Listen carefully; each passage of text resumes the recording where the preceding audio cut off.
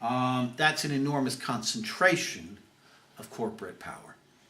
And they have been dedicated to making sure that nothing is done about climate change. They were the most important factor in mainstream politics on climate change until about 2005. Their representative on Earth was George Bush and Dick Cheney and Condoleezza Rice.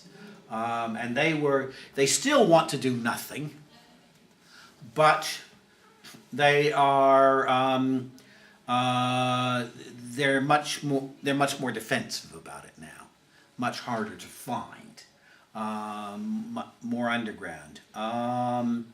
They are particularly important in Britain. 12% of the dividends paid by the total of companies listed on the London Stock Exchange, 12% of those dividends are paid by BP. And about half of that by Shell. We are not an economy dominated by the city or by industry. It tells you much of what you need to know about British foreign policy as well. Didn't find this out until the BP oil spill. So that's one problem with capitalism. It's not a problem with capitalism as a whole, it's a problem with actually existing corporations. The second problem is neoliberalism. Now, neoliberalism is not, again, it's not a problem with capitalism as a whole, but it's something that's grown out of the way that capitalism is developed. What neoliberalism is that in the late 1960s, the return on profits. The library will be closed in 5 minutes. Yeah. If you wish to borrow or return any items, kindly make your way to the counter or selfish return us downstairs. Thank you. Okay. In the late 1960s, in all of the industrialized world, Japan, Europe, United States, Canada, South Africa, profits from industry fell about half, by about 50%, from whatever level they were in different countries. They fell by about half in the late 1960s. There had been a long boom after the Second World War, which many of us are old enough to sort of remember. And this came to an end with the fall in profits. It worked its way through to slumps and to mass unemployment and periodic slumps starting in the 1970s. When the first slump hit in 1973, the people who ran the corporations and the governments thought they could more or less cope with it. And when the second slump hit in 1978, they decided that something had to be done, that major change was needed to restore the share of wealth going to profits, because profits are the lifeblood of capitalism as a system. You have to constantly keep investing more. Where my partner lives in Oxford, there were a whole bunch of little local shops. Then Tesco's came in and invested more and built a shop built a Tesco Metro that started to just wreck the business of the local shops, because Tesco Metro wasn't able to invest more. Now Sainsbury's has come in and built a Sainsbury's 200 yards that way and a Sainsbury's right across the road from Tesco's, and Sainsbury's, by investing double, is going to bury Tesco's. This happens on every level, with cars, with everything else in capitalism. The more you invest, the more profits you make. But to invest, you have to make the profits, so you have to have more and more profits coming in. So profits are the lifeblood of the system, but suddenly in industry, it wasn't nearly as bad in services, but in industry, the profits weren't coming in. We can discuss, if you want, later why, but they weren't. And so in the late 70s, the capitalists, led by Margaret Thatcher in this country and by Volcker in the United States, they decided that the solution, they didn't put it this way quite openly, but what they decided was that the solution to the problem of profits had fallen by about half was to increase the share of the total wealth of total income of society that went to corporations. And neoliberalism is about increasing that share. They've been very successful. The share that went to labor, that went to workers in most industrialized countries, was about 67% when they started, and is now down to about 50, 52%, 53%. So a very large taking. Each bit of what we think of as neoliberalism is about that. So it involves reducing the amount that's spent on public services so that workers don't have to pay as much wages, so more of that share can go to companies. It's about reducing taxes on corporations. It's about reducing regulation of corporations so they can make a bigger share. It's about reducing health and safety so they can make a bigger share. It's about allowing American corporations in particular, but all global corporations, into new areas like the South Korea or into South Africa, or areas where they couldn't get in before. And it's about privatization of public services so that they can make money there again. So that was, neoliberalism was half their solution, and it involved, on a level of ideas, it involved an attack on government provision and government regulation and the idea that governments could provide solutions for human problems. It wasn't an ideologically driven thing really, and it wasn't Margaret Thatcher's personality, and it wasn't a frippery. They were dealing with an absolutely central problem that they had in the capitalist system, and this solution worked for them for a time. It worked for them. They did get a bigger share, but they didn't solve the problem of profits. They got a bigger share, but they weren't getting the profit back on the investment. And also, part of the way they dealt with the other thing aside from neoliberalism was a massive expansion of debt of every kind in the world system. So instead of getting back profits from real investment in industry, you would get back loans and loans and loans, and you would just pyramid the loans until it reached unbelievable proportions. By 2000, it was at a level that no economist in 1980 of any political complexion could have believed was possible. By now, it's much greater than that. Okay, so and the problem with neoliberalism was that the solution to climate change, as I said, it requires massive renewable energy. It requires public transport. It requires investment in buildings and so on. That means massive government intervention. The model is what happened in the Second World War, where the governments of many different countries and many different political and economic systems, they all took over the direction of the economy in order to make as many weapons as possible, to kill as many people as fast as possible. And that's the same thing we need to do now, but in order to save lives. Now, when the welfare state came in, when that was being done, even with the New Deal in Roosevelt's America and so on, you could imagine the kind of massive public effort we need to do something about climate change. But if you're absolutely wedded to the ideas of neoliberalism, to reducing government, then you can't solve the problem of climate change. And that explains, I said George Bush represents one stream within official capitalism. The second stream is the people who really want to do something, but are limited by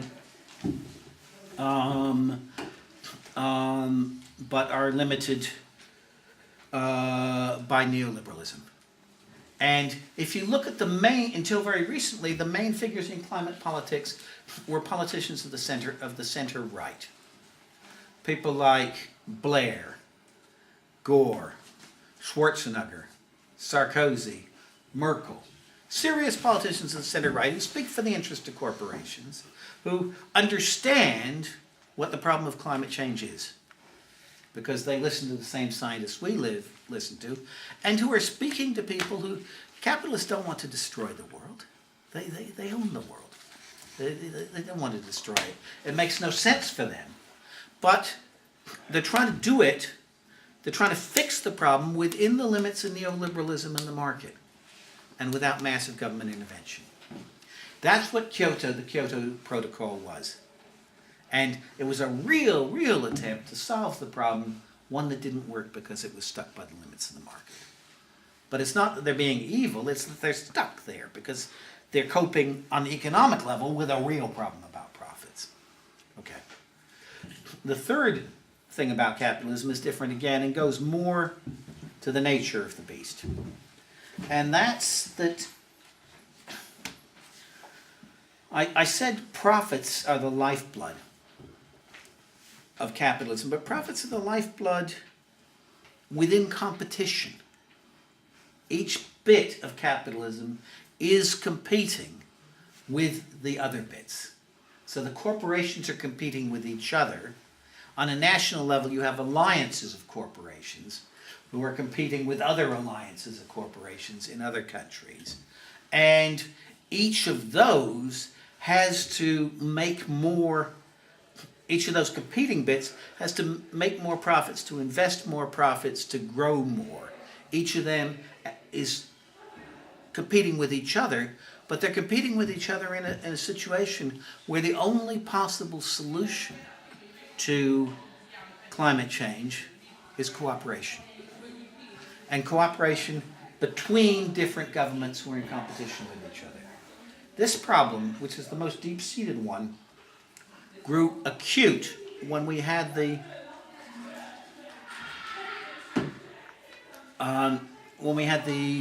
global financial crisis, and then the ongoing economic crisis that we've had since 2008. And because you see, before 2008, you could sort of, nations and corporations were thinking about competing, were driven to compete, but they were also hearing the logic of we have to do something about climate change. But once you get real global economic crisis, then no part of the system is safe in the competition. General Motors was the largest industrial corporation in the world for 50 years. General Motors went bust, I think 2 years ago now. Countries go bust. Greece, Portugal, Iceland, Ireland. Countries on the list to go bust quite likely include Spain, Italy, maybe Britain, just possibly the United States. In this situation, they are desperate. They're desperate to compete, and no individual country, no individual bunch of capital is willing to give up their edge. That's what you saw worked out in Copenhagen. George Bush was against a global agreement on climate, but never managed to destroy a global agreement. He never managed to stop the Kyoto Agreement happening. Obama, who came into office supporting a global agreement on climate, destroyed it. Did what George Bush was unable to do. He went into Copenhagen and in one day, in one meeting that lasted 45 minutes with the presidents of the United States, India, China, South Africa, and Brazil. At the end of that, they issued a statement called the Copenhagen Accord that ended for a long time any global possibility of agreement on doing anything. And before they gave it to anybody else, that agreement, the White House issued it to the White House press corps, and it went to the world before any other governments were consulted. If you look at who made that agreement, the hardest kind of emissions to cut for technical reasons are emissions from coal. That's where you have to make the largest cuts. 30% of all CO2 emissions globally come from the emissions from burning coal by China, the United States, and India. That's 30% of the whole. They were the people who would find it hardest to change. South Africa, the country that would find it hardest to change in Africa. The largest coal producer per head of population, coal user per head of population in the world, South Africa. But the governments of the other countries went along with it. Merkel and Sarkozy and Brown. They went along with it because none of them felt able to compete. Okay, that's the problem. And if you locate the problem in capitalism not as a bad thing, but as a complex economic and political system with people with conflicts in it, you can begin to deal with what you're up against. I also need to emphasize the other fact. The papers are still saying, probably the line paper of the global ruling class is the New York Times. The New York Times is still covering climate change in great detail.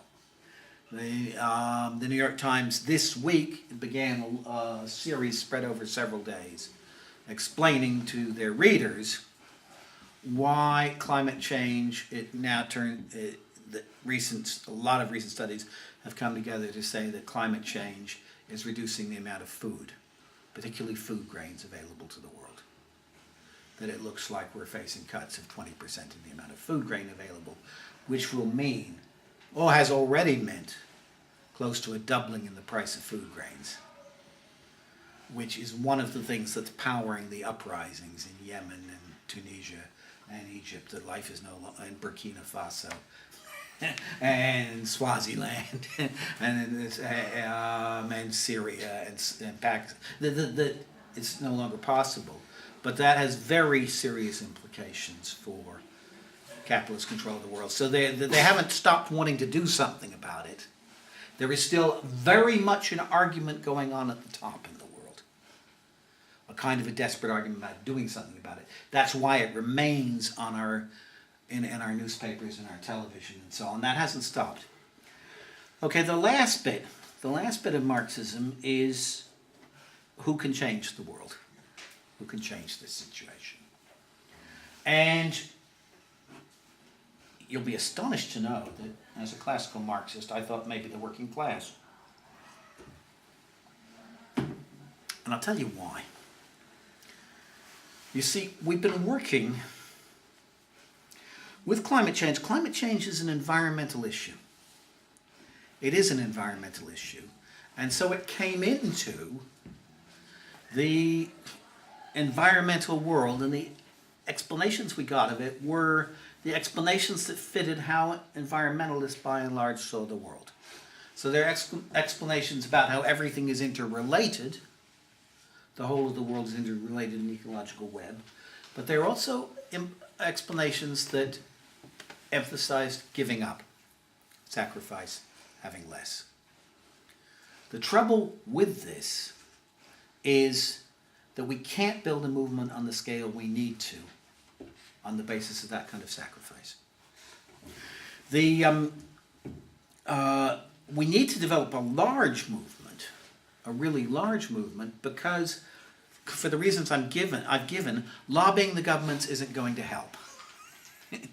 But there will still be large numbers of people who want to do something, increasing will to do something, because you can see the effects of climate change. People are seeing them in their lives. You can feel them, but you can see them in catastrophes.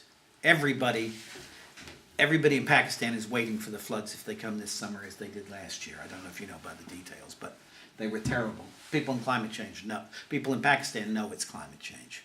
Do you know what I mean? There are very many places now where people are beginning to know. And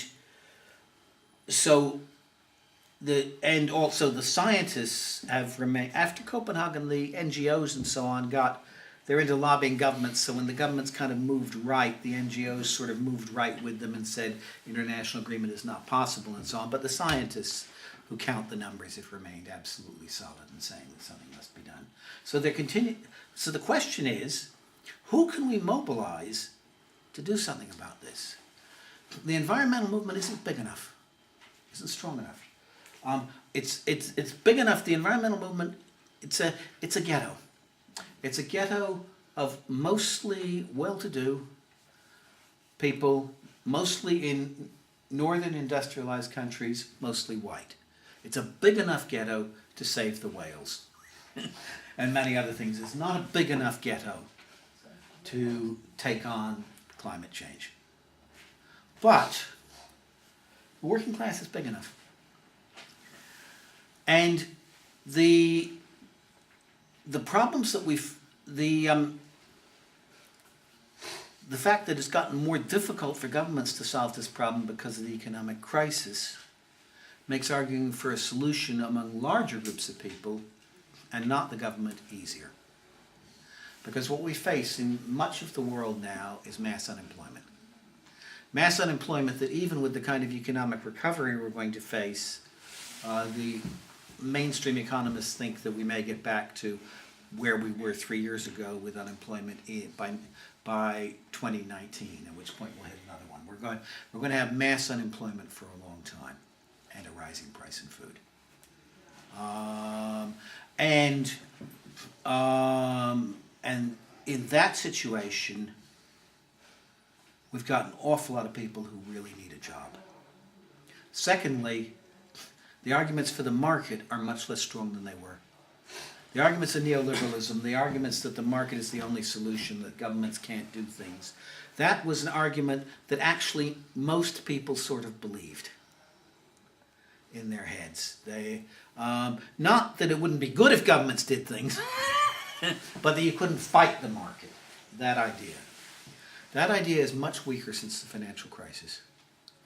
It's weaker since the financial crisis because the market went into crisis, but also when the market went into crisis, the people who ran the market, the banks and the hedge funds and so on, screamed for government intervention. We can boil it down to a simple slogan. If planet Earth was a bank, they would already have saved it. The third thing is that we live in changing times now, changing quite rapidly. When